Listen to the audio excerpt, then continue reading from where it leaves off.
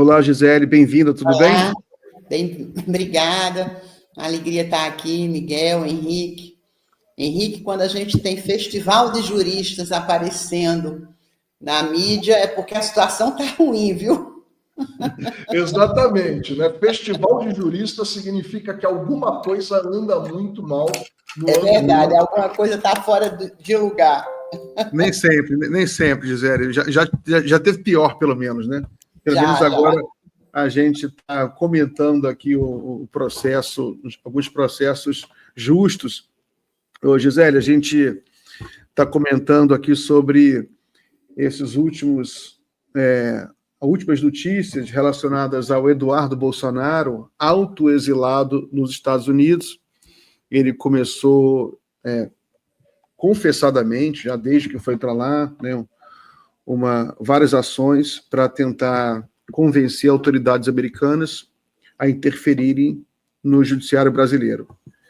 A gente não sabe qual foi a relação, né, porque ele ficou fazendo filme lá em frente à Casa Branca, na área turística, mas o fato é que o Marco Rubio, secretário de Estado do governo americano, fez uma menção. A gente até nem sabe se é presepada, porque o governo Trump é cheio de presepada, mas ele fez uma menção, isso já é grave, já é um ataque diplomático ao Brasil, uma menção de que o ministro do Supremo Tribunal Federal do Brasil pode ser sancionado por questões domésticas. Não tem nada a ver com os Estados Unidos. Não tem nada a ver com os Estados Unidos, né?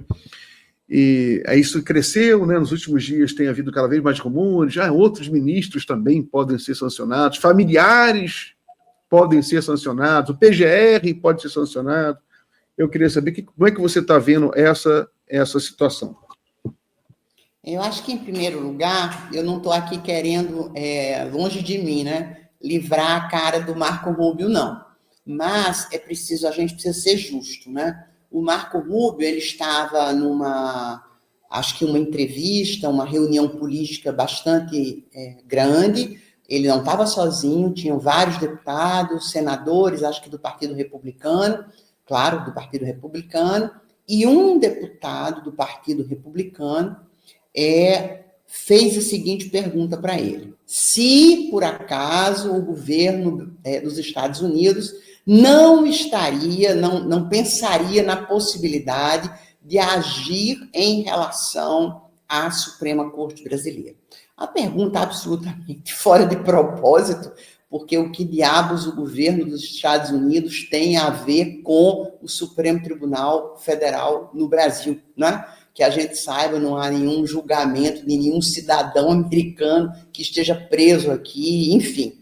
E, respondendo a essa indagação absurda, o Rubio se saiu com essa. Disse, sim, podemos estar estamos estudando, usou um gerúndio qualquer, né? Estamos estudando a possibilidade estamos verificando a possibilidade dessas sanções. Eu não levaria a sério nem por um segundo essa fala do Rubio, nem por um segundo. Até agora, o presidente Donald Trump também não se manifestou sobre esse assunto publicamente em nenhum lugar. Tampouco há registro de que o presidente Donald Trump tenha recebido Eduardo Bolsonaro em uma agenda oficial, né? No máximo, Eduardo Bolsonaro já apareceu umas 2 ou 3 vezes do lado de fora, no muro da Casa Branca, um lugar onde qualquer turista que esteja visitando Washington pode encostar naquele muro, tirar selfie, tirar foto, enfim. Então, eu acho que a gente precisa um pouco não dar tanta bola, não dar tanta importância para essa ideia de que o governo estadunidense está organizado no sentido de reagir ao julgamento que está sendo feito no Supremo Tribunal Federal aqui no país, né? Eu acho que esse é o primeiro ponto. O segundo ponto é que, como se trata do governo Trump, ainda que o próprio Donald Trump tivesse feito o que não fez, né? Eu insisto, se ele tivesse feito alguma observação crítica, digamos assim, sobre o processo que o Supremo Tribunal Federal muito bem conduz nesse momento, né, um processo que envolve aí essa discussão toda sobre golpe de Estado, tentativa de abolição violenta do Estado Democrático de Direito, organização criminosa, depredação do patrimônio público, enfim. Se Trump tivesse feito algum comentário, a gente tampouco poderia se preocupar muito, né? Por quê? Porque tudo que o Trump diz, 2 horas depois, 2 semanas depois, 2 meses depois, ele diz, né? A coisa de 2 semanas ou 3 semanas atrás, Trump disse que a partir do dia 1º de junho, ele ia fixar tarifas sobre todos os produtos produzidos pela indústria da União Europeia em 50%. Todos os produtos produzidos pela indústria da União Europeia, se entrassem nos Estados Unidos, seriam taxados em 50%. Eu confesso que quando eu li aquilo, eu nem acreditei, fiquei assim assombrada. Agora, ontem ou anteontem, acho que ontem, ele já fez uma outra declaração e disse que conversou com a equipe econômica do governo e eles decidiram adiar por 30 dias essa medida, né? Então, provavelmente, daqui a 60 dias ou 90 dias, talvez a gente tenha 10%, 20%, não sei. Quer dizer, nada daquilo que o governo Trump tem dito, a gente pode escrever efetivamente, né? Então, eu não me preocuparia muito com isso, não. Agora, Eduardo Bolsonaro, né, eu diria que ele está procurando e está quase encontrando aquilo que ele quer, né? Que é ser criminalizado. Agora, Gisele, eu vou te apresentar um vídeo agora que trata do seguinte, só para dar um preâmbulo aqui. Tem um seguidor, um bolsonarista, aliás, não é uma figurinha qualquer, ele era, na verdade, a maior liderança do esquema golpista, no período golpista, em Minas Gerais. Esse sujeito era um empresário, um cara cheio de grana e tal, ele é já condenado à revelia pelo Supremo Tribunal Federal no inquérito do golpe, está condenado, recebeu uma pena muito dura. E, Gui, vamos soltar o vídeo só para contextualizar, depois eu mostro um vídeo curtinho de menos de 1 minuto, aí depois eu contextualizo melhor aqui para a Gisele e vou fazer uma pergunta para ela, que é na esfera jurídica, mas também na esfera aí do que ela vê como experiência, né, na vida política, enfim. Como é que pode a coisa chegar numa situação dessa? Vamos ver o vídeo Henrique, aí. Só um segundo. Só para dar o nome, é empresário Esdras Jonatas dos Santos. Ah, sim, o Esdras Jonatas dos Santos. Ele tá agora mais um alto exilado, foragido, né? Foragido nos Estados Unidos e tá lá pedindo socorro. A gente vai mostrar o vídeo dele agora pedindo socorro, depois vou mostrar o videozinho na época que ele estava aí no Bem Bom, aqui nos acampamentos golpistas. Pode colocar aí, Gui. Eu imploro aqui nesse vídeo para todo mundo que está me vendo aqui nessa hora, em nome de Jesus. Se você conhece o Eduardo Bolsonaro, sabe onde que ele está aqui nos Estados Unidos, eu peço socorro nessa hora para vocês. Em nome de Jesus, para todo mundo que está aqui. Eu estou sendo perseguido dentro dos Estados Unidos e eu preciso de socorro. Eu estou sendo perseguido dentro dos Estados Unidos. Eu preciso não de dinheiro, eu preciso de um apoio. Em nome de Jesus, gente. Pelo amor de Deus, vocês que estão assistindo esse vídeo, pelo amor de Deus. Eu tô pedindo aqui desesperado, gente, socorro. Eu tô sendo perseguido dentro dos Estados Unidos, gente. Eu peço socorro em nome de Jesus. Pra todo mundo que conhece Eduardo Bolsonaro, por favor. Eu preciso conversar com ele. Ô Gui, desculpe, Henrique, só para antes de passar para a Gisele, coloca os videozinhos dele agora na época que ele estava um pouco mais autoconfiante. Tem 2 videozinhos aí. Entendeu? Eu não estava aqui fazendo baderna, não, eu estava com família aqui, ok? Família aqui, pessoas lutando por vocês, ok? Estava aqui lutando por vocês, é você que estava em casa, curtindo a sua vida. Eu estava aqui lutando há 69 dias, eu peguei Covid aqui nesse lugar, eu peguei tudo nesse lugar, tá? Eu peguei tudo nesse lugar. Tudo que você imaginar aqui de doença para lutar por você há 69 dias. Se vocês fizerem isso com o povo. 69 dias de acampamento golpista. fizeram isso com o povo. Tá chegando mais Coloca o outro, por favor, aqui. Olha lá. Coloca mais... Tem mais um videozinho. Só um videozinho. Lixo! Presta lixo! Não faço não dá um conselho com a reportagem. Você trabalha para onde? Ele abriu aqui na imprensa, né? Enfim, Henrique, faz a pergunta a você, por favor. Gisele, veja, temos aqui 3 brasileiros. Eu, você, Miguel, conhecemos o nosso país, sabemos como as coisas funcionam, identificamos vícios e problemas que o país tem, enfim. Esse sujeito é um brasileiro também, passou a vida toda no Brasil. O cara empresário, perdeu imóveis, tinha um Porsche de 500 mil reais, de R$500 mil teve que ser vendido. Ficou 69 dias com todo esse dinheiro e esse poder aquisitivo, né, econômico, toda essa influência, ficou 69 dias lá, usando banheiro químico, dormindo nas chuvas, tomando banho de canequinha, sem trocar de roupa. Estava com aquela violência toda ali, querendo agredir jornalistas, gritando que ele fazia aquilo pelo país dele e tal. Agora você vê essa imagem dele nos Estados Unidos, chorando, literalmente chorando, se esgoelando, pelo amor de Deus, pelo amor de Jesus Cristo. Alguém chama o Eduardo Bolsonaro. Para além de todos os desdobramentos, eu falei aqui no começo que ele estava condenado à revelia, na verdade o processo dele está em fase final, mas ele ainda não está condenado. O que a gente vê é que assim, é muita confiança, e às vezes quando vê um sujeito de classe alta, essa confiança é maior. Eu acho que é muita confiança em que a justiça vai falhar ou que não há justiça para quem tem grana, porque senão o sujeito não faria isso, né, Gisele? Henrique, eu confesso para você que vendo esse vídeo me dá até uma certa tristeza, sabe?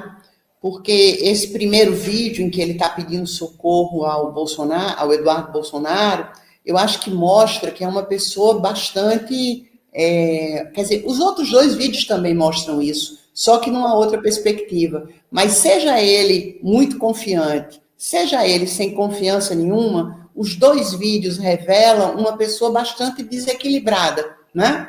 Eu acho que esse é o primeiro ponto. E o que me dá muita raiva dessa rede de fake news, né, que o governo Bolsonaro e todos os bolsonaristas organizam, né, e ganham muito dinheiro com isso, ganham dinheiro, ganharam poder, ganharam a presidência da República, às custas de sandices tais que pessoas como esse rapaz compram, né? Pessoas que têm algum tipo de, digamos, dificuldade cognitiva, pessoas que têm problemas emocionais, pessoas que têm, sei lá por quê, porque foram criados de um determinado jeito e não de outro. Essas pessoas acham que o presidente Lula é comunista, que o Partido dos Trabalhadores vai tomar o seu patrimônio, né? Chamam militares que defendem a legalidade de melancias, verde por fora, vermelho por dentro, e esses comunistas vão tomar conta do país e vão destruir as famílias, sabe? Eles criam esse conjunto de fantasias, esse conjunto de ilusões, esse conjunto de mentiras, porque é tudo junto. É mentira, mas é fantasia, mas é ilusão. E as pessoas vão vivendo disso, vão alimentando o seu espírito disso, e chegam a perder patrimônio, eu fico pensando, eu olho esse rapaz hoje pedindo, em nome de Jesus, me botem em contato com o Eduardo Bolsonaro, eu imagino o que aconteceu. Ontem e anteontem, o governo Trump devolveu para o Brasil aprisionadas 4 mulheres que estavam foragidas nos Estados Unidos e mulheres que estavam nessa mesma situação que ele, né, envolvidos aí nesse inquérito do golpe, e elas fugiram para a Argentina, de lá elas foram para a Colômbia, da Colômbia elas foram para o México, do México elas entraram nos Estados Unidos. Elas foram presas e ontem ou anteontem as 4 foram devolvidas ao Brasil como pessoas presas, né? Não sei se condenadas, mas elas estão presas. Eu acho que ele está vendo um pouco o futuro dele, né? Ele disse que não está precisando de dinheiro, mas que ele está precisando da ajuda do Eduardo Bolsonaro, porque provavelmente ele está no país numa situação ilegal, ou seja, ele entrou com visto, né? Provavelmente ele tem um visto turístico, E ele entrou com esse visto e os meses já se passaram e ele sabe que agora, então, com essa política do Trump de prender todo e qualquer pessoa que não seja estadunidense e que não tenha um visto compatível com o visto de residência, essas pessoas são presas e são deportadas para os seus países. E no caso dele, que está sendo procurado no Brasil, ele sabe que o destino dele é a prisão. Então, daí esse desespero, né? Eu fico com pena, sabe? Fico com pena da família, né? Que às vezes, enfim, ele pode até ter uma família que pensa justo o contrário do que ele pensa e que está ansiosa, nervosa, com pena, com medo do que vai acontecer. Quer dizer, então eu, na verdade, confesso para vocês que eu não tenho muita raiva de um personagem como esse, sabe? Eu tenho muita, porque eu acho que ele é mais um que cai nessa armadilha bolsonarista, sabe? De fake news, que é alimentada especialmente pelo ex-presidente, por todos os filhos, né? A forma como o Eduardo Bolsonaro se comporta nos Estados Unidos, eu também, às vezes, acho que essa gente parece que carece de advogado, né? Eu, se fosse Bolsonaro, eu, se fosse filha do Bolsonaro, eu não faria nada sem consultar um advogado antes, sabe? Porque a situação familiar é muito complicada, muito complicada. O processo no Supremo Tribunal Federal, por tudo aquilo que a gente leu, né, na denúncia da PGR, acompanhando agora o julgamento, eu ando fazendo apostas, né? Pena porque eu não consigo ganhar dinheiro nenhum com isso. Mas eu apostava ano passado que os militares não iam aderir ao golpe. Eu disse aqui, né, na revista Fórum, no Jornal da Fórum, eu disse aqui, os militares brasileiros não vão aderir à tentativa de golpe de Bolsonaro, né? Eu errei porque eu achava que a Marinha não ia aderir. E a Marinha, na verdade, foi a única que aderiu, o comandante da Marinha. Mas eu acho que isso mostra mais que o comandante conhece pouco dos seus comandados, né? Enquanto que o ministro da Aeronáutica e o ministro do Exército, eu acho que conheciam bem os seus comandados, né? Especialmente aos oficiais. Eu estou me referindo, né, aos oficiais do Exército e da Marinha, e da Aeronáutica, porque tanto o Batista Júnior quanto o Gomes Freire disseram muito claramente: nós não vamos aderir a nenhuma forma de ruptura institucional. Então, Bolsonaro e Eduardo Bolsonaro, eles se comportam de uma forma tão... Bolsonaro se comportou, né, especialmente no último ano do seu governo, mas ele já afrontava as instituições bem antes de saber que ia perder as eleições, né?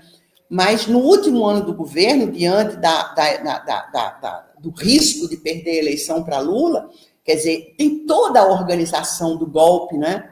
E parece que o filho não aprendeu com o pai como a situação pode ficar muito difícil.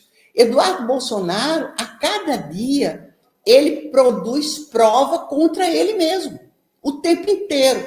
Hoje ele disse, primeiro, que o Procurador-Geral da República age politicamente, mas ele vai além. Ele diz que eu também dizia que Sérgio Moro agia politicamente. Eu também dizia que Sérgio Moro olhava a capa do processo. Se tinha alguma coisa ligada ao PT, né, caía na gaveta dos culpados. Se não, deixa para lá, né?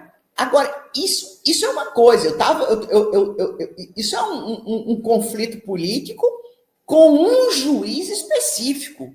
E a gente acusava o juiz porque a gente estava absolutamente respaldado por um conjunto de informações, pela sentença que ele lavrou, por todas as atitudes dele ao longo do tempo. Então, era muito fácil enfrentar Sérgio Moro, porque Sérgio Moro era realmente um juiz parcial. E isso é um crime. Agora, quando Eduardo Bolsonaro diz, como ele disse hoje, que o Brasil é um estado de exceção, que o judiciário brasileiro, e especialmente a Suprema Corte do país, ela age no sentido de perseguir o pai dele, perseguir ele e perseguir todo um grupo político, né? Que estaria como se ele dissesse que o Supremo Tribunal Federal tem partido político. Isso é uma afronta a uma instituição. Ele não está dizendo que é o fulano de tal porque eu tenho o argumento A, B, C, D, E. Não. Ele está dizendo que o Brasil vive num estado de exceção e que todo o judiciário brasileiro, especialmente a Suprema Corte brasileira, julga de acordo com a capa do processo. Quer dizer, a gente fica pensando assim, em que lugar do planeta Terra alguém diz que não há governo democrático no Brasil? Vocês conhecem? Alguém, em qualquer recanto do planeta. Aí não importa se é de direita, se é de esquerda, se é de centro, se é no Oriente, se é no Ocidente, sabe? Se é no Sul global, se é no Norte. Ninguém no mundo diz que o Brasil vive um estado de exceção. Ninguém no planeta diz que a eleição do presidente Lula foi uma eleição fraudada. Ao contrário, o presidente Lula tem sido recebido com honras, né?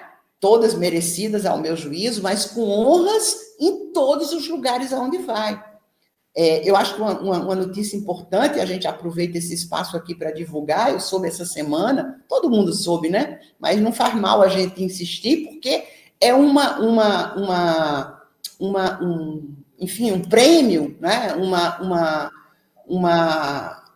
Ele vai ganhar uma coisa tão importante, né? Que é um prêmio da Academia Francesa, que a última pessoa que no Brasil recebeu essa comenda, enfim, eu agora não sei exatamente o nome, esqueci, foi Dom Pedro II, o Dom Pedro I, enfim, foi no tempo do Império. E só agora, né, essa Academia Francesa volta a premiar o presidente Lula. Agora é o presidente Lula. Quer dizer, não é pouca coisa. Não há ninguém, nem num Estado governado pela direita. Eu nunca ouvi dizer que o presidente turco ou o presidente da Romênia... O presidente húngaro disse que o presidente Lula é um presidente ilegítimo, eleito de uma forma fraudada, ou que o Brasil vive fora do mundo democrático, vive num estado de exceção, que a Aliás, Suprema... me permita dizer, viu, Gisele, só um adendozinho, a Giorgia Meloni, primeira-ministra da Itália, de extrema-direita e assumidamente fascista, ela diz ser admiradora do fascismo. Hoje tenta negar, mas na época de campanha disse. Ela rende reverências ao presidente Lula. Claro, sem dúvida. Quer dizer, não há ninguém, nem à esquerda, nem à direita, nem os comunistas, ninguém num planeta Terra diz que há ruptura institucional, ou que houve ruptura institucional no Brasil, e o que o presidente Lula não conta com o respaldo da soberania popular, porque ele foi eleito pela maioria do povo brasileiro. Ninguém. A única voz no exterior a dizer uma barbaridade dessa é exatamente Eduardo Bolsonaro, né? Por exemplo, em relação a Maduro, na Venezuela, em vários recantos do planeta, existem pessoas que colocam em questão, aqui no Brasil, inclusive, o processo eleitoral que a elege Maduro nas últimas eleições. Está aí.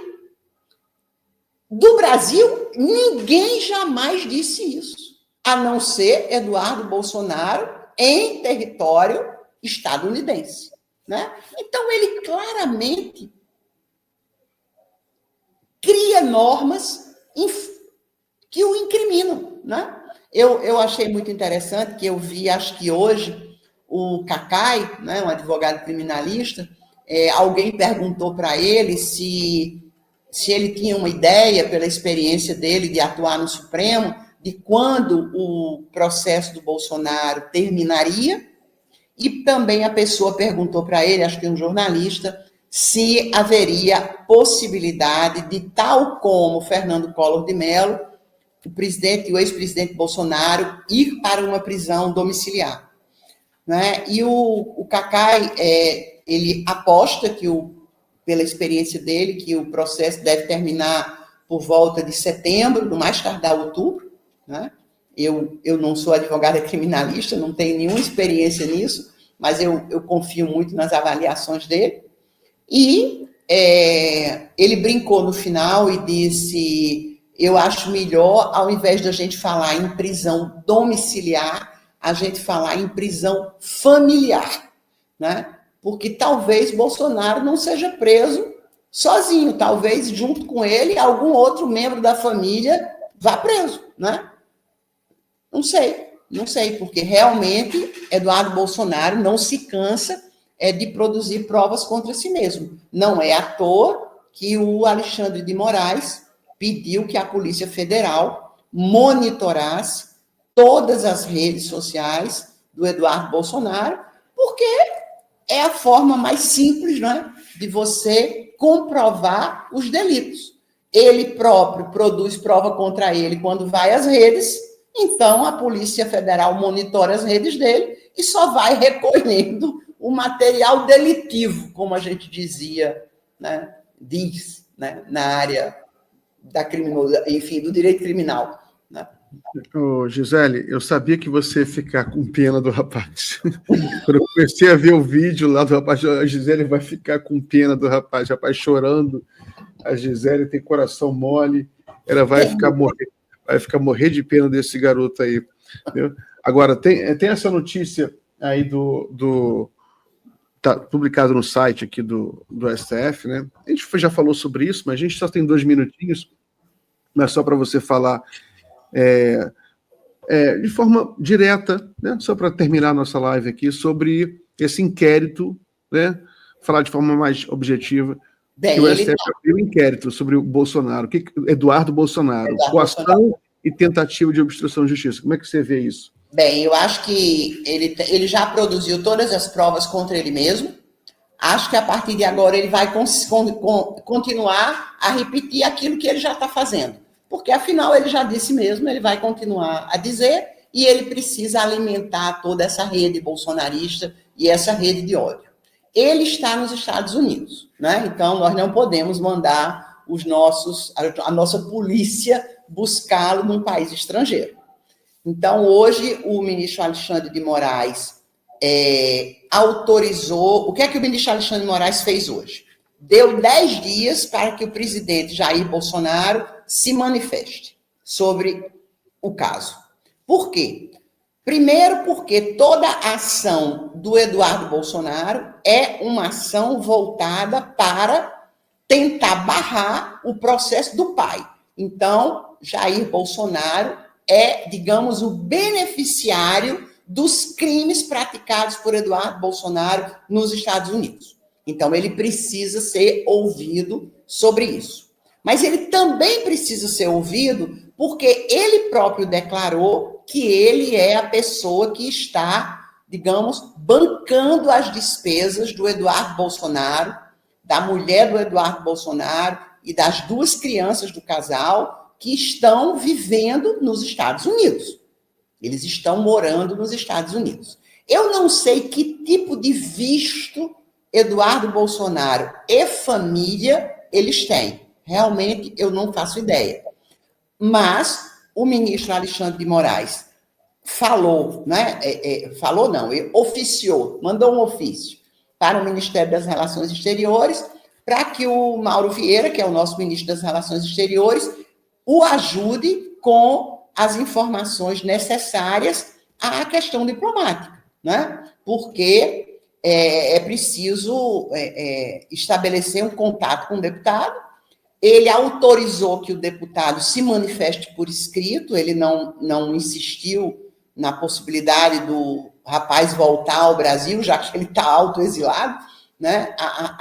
Na possibilidade dele voltar ao Brasil para prestar esclarecimentos. Ele autorizou que estes esclarecimentos sejam prestados por escrito. Depois que o Eduardo Bolsonaro tem 2 alternativas.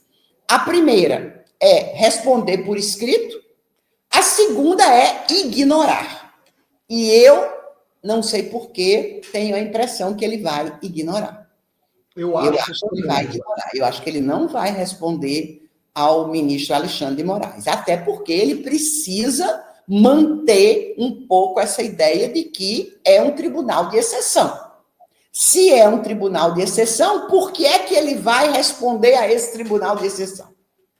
Não me parece razoável que ele responda. Agora, mas tem uma questão aí também, né, Gisele? Só para ele também não pode ignorar, porque senão ele deslegitima o mandato que ele não abandonou formalmente. Ele é um deputado federal. Como que um deputado federal ignora uma determinação de um ministro do Supremo? Se ele fosse um cidadão comum, esses Alan dos Santos da vida, eu entenderia. Agora, como autoridade pública, em tese que ele tem alguma posição parlamentar, fica difícil, né?